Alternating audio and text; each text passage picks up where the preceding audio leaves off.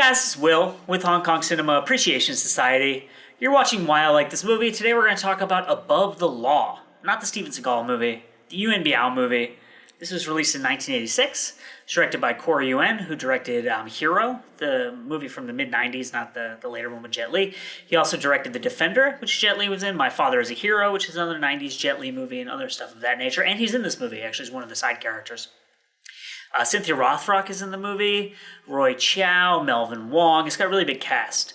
And this is like one of the big starring roles for Yuen Biao. So if you're unfamiliar, Yuen Biao, whose name I'm probably butchering, by the way, and I apologize for that, is really good friends with Jackie Chan and with Sammo Hung and with that whole crew.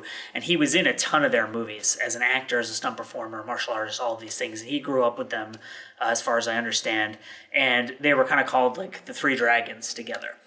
And typically, he stars as one of the supporting characters in their films. And he did star in his, or in like other films of that nature from that era. He did star in his own films, but he didn't have a ton of like big high profile starring roles. And this is one of his like bigger movies, I guess you would say. It's not like a huge hit. It's more of a cult classic, which is why I thought it would be appropriate for this show. Because as I said before, I'm trying not to do movies like A Better Tomorrow or things that are like really obvious to talk about. So this movie is also called Righting Wrongs sometimes, as a translated title. And so it's a very kind of like preposterous, grindhousey movie. I also said this about The Protector, if you saw that episode that we did on the Jackie Chan film. And it's very much like of that 80s kind of grindhouse, violent, trashy genre of films where like the plot doesn't make an extreme amount of sense. And so to tell you what I mean by that, what the hero is trying to achieve is the plot is basically, again, this is preposterous. Yuen Biao plays a lawyer who is trying these like big kind of corporate criminal guys who are like powerful businessmen, but who also do a lot of stuff in organized crime, drug trafficking, whatever. And they have one of their hitmen kill the star witness in their trial, so they get off. And so this lawyer, who also happens to be one of the world's greatest martial artists, decides he needs to kill these guys on his own, and so he goes out and he just starts killing them. And the script, one of the things I really like about this movie is that there's no kind of screenwriterly bullshit. There's no like, oh, I'm going to do this, but then this problem gets in the way, and so I have to fix it by doing this, and blah, blah, blah. It's like, here's a guy who's an amazing martial artist, who's very capable at what he's doing, who has the element of surprise. He goes to kill this guy, and guess what? He kills him. Success. What's next? What's interesting is that the desires of the characters, and this is something else I really like about this movie, end up complicating the plot more than obvious plot machinations. And so you have these peripheral characters who are given a ton of agency and who are treated with a lot of compassion, which is very rare in this kind of grindhousey genre. There's a father and a son who are both cops, and they have a really kind of like touching relationship. And the son is kind of like, he's not that smart, but he works hard and he cares about his job. And like people make fun of him for being a little bit dumb, but he's a very like compassionate person, and he ends up being a heroic character in a way that surprises you. And so it places emphasis and gives the kind of like a nobility to like these people who are not these over-the-top heroes doing these insane martial arts and stuff like that. And so it has like a very good heart, which I think is really interesting for kind of a grindhousey, violent movie of this nature. There are also some really great female characters. So if you watch a lot of these 80s Hong Kong movies, you very quickly realize that not a lot of them have really strong female characters who have a lot of agency and who take action on their own and are heroic in their own right. They often are kind of like, I don't want to say props, but they are secondary to the male characters and exist only in as much as they relate to the male characters. In this movie, Cynthia Rothrock plays a Hong Kong detective, which is another absurd element to this movie. I know that there were British detectives in Hong Kong under British rule, but Cynthia Rothrock is an American woman who's very obviously American, right? And she is somehow a detective in Hong Kong. I don't know how much sense that makes, but who cares? Because she's a badass fighter, and she has some great fight scenes, and her character is not written as a woman. She's written as a detective and a martial artist who happens to be a woman, and that's really cool to see in any movie, but especially a movie of this nature from this era. She has a really great fight scene with Karen Shepard towards the end, which is an obvious influence on Kill Bill, and especially the Gogo Yarabi fight with her and the bride. So that's another cool reason to see this movie. Melvin Wong plays the villain, and he does a really great job in that. And there's a really crazy, over the top fight scene at the end, which again is another preposterous detail. There's like all these assassins working in an airplane hangar fixing airplanes, so they're like airplane mechanics, but they're also like some of the world's best martial artists who are also assassinating people. So, but to get back to my previous point about the absurdity of the plot, the hero, the lawyer, right, is trying to kill these criminals.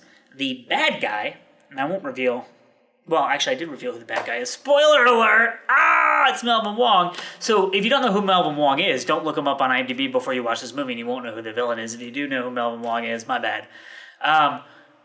He's trying to do the same thing. Like, he's trying to kill the criminals. So at some point you're like, why are these guys enemies? Like, why are they trying to kill each other if they're doing the same thing? They're helping one another. It doesn't make any sense. And there's lots of details like that. Like, there's a scene where Cynthia Rothrock gets really mad, and she's in her car, and there's a guy in traffic next to her who shouts at her because she's not driving when he wants her to drive, and she shoots his car. And it's like a detective shooting a civilian's car in broad daylight, and there's like no ramifications, like there's no blowback.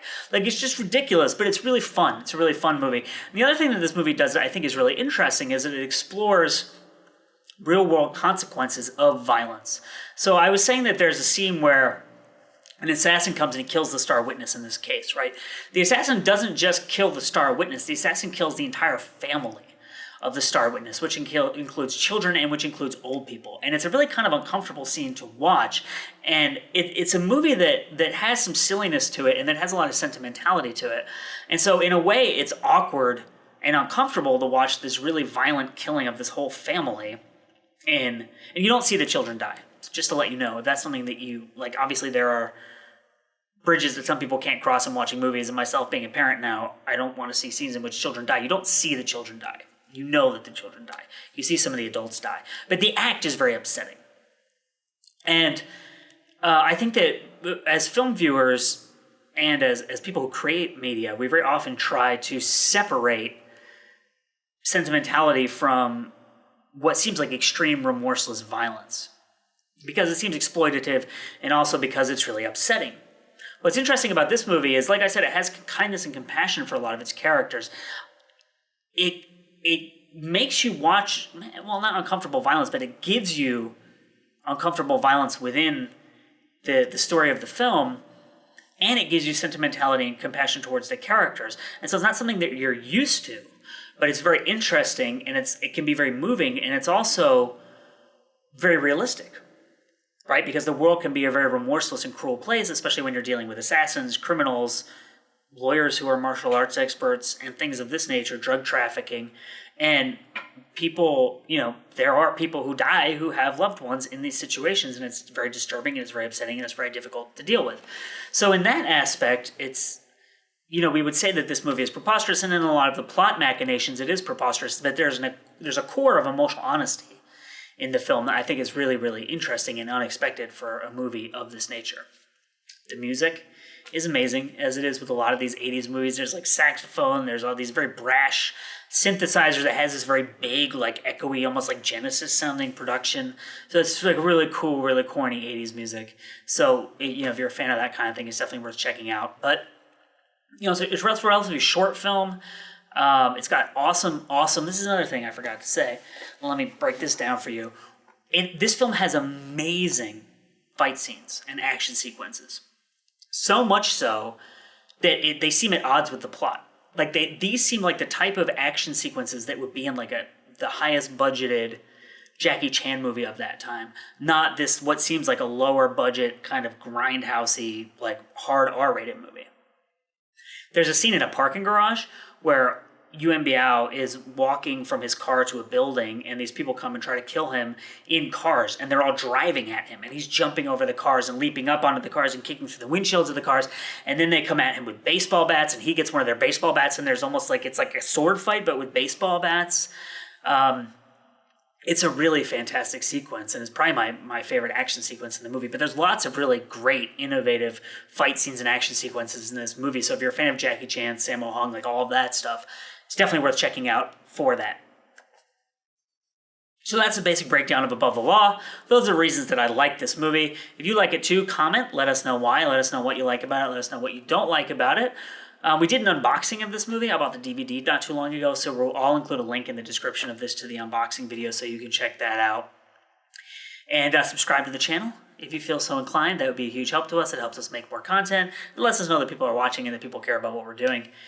And that's about that. Thank you for watching. Like I said, my name is Will. This has been Why I Like This Movie, and today we were talking about Above the Law.